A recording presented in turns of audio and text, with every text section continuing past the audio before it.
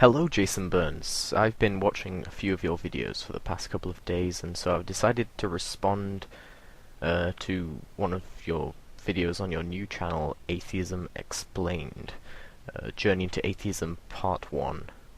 So let's take a look. Hi folks, this is Jay. Hope you're okay today. It's good to see you. I just want to talk about a journey into atheism. I studied atheism intensely for 3 years, nearly every day, reading books, listening to lectures, and I just want to share my thoughts about atheist and atheism.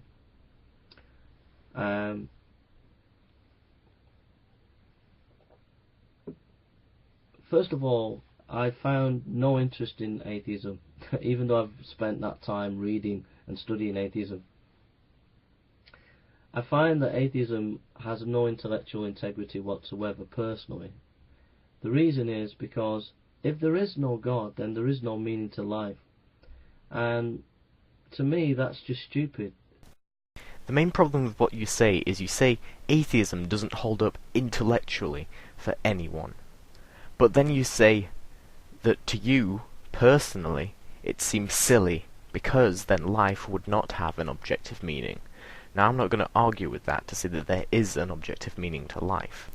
But just because you feel like there should be one does not mean that there has to be an objective meaning to life. To go on in your life and to not have a meaning is silly.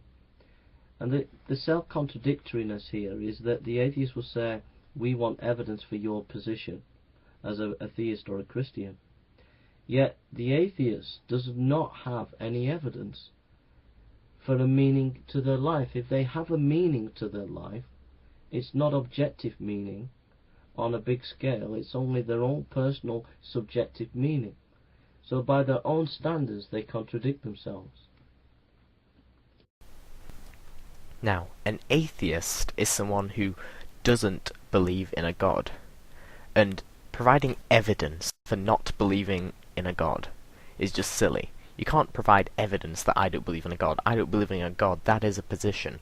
I'm not making any claims about the existence of a god. I'm not saying that a god doesn't exist. I'm not saying that a god does exist. Now, some atheists might say that God doesn't exist. They will be called Gnostic atheists. And someone who did claim that would have to provide evidence that there wasn't a god. But no, you're the one making the claim that a god does exist, that Jesus was resurrected, that evolution didn't happen. Therefore, you are the one that is required to provide evidence for your own claim. If we aren't making any claims, there is no need to provide any evidence. I don't believe in your God, plus Zeus, plus Thor, plus the Islamic God, plus the Hindu gods. Now, can you provide evidence as to why you don't believe in all those other gods? You see, it is a silly question. You don't believe in them because you don't have evidence for them. And people have pointed this out to you multiple times in the debates that you've had. And you can't present any evidence for the existence of your own God. Therefore, it is intellectually dishonest to believe in a God. Thanks.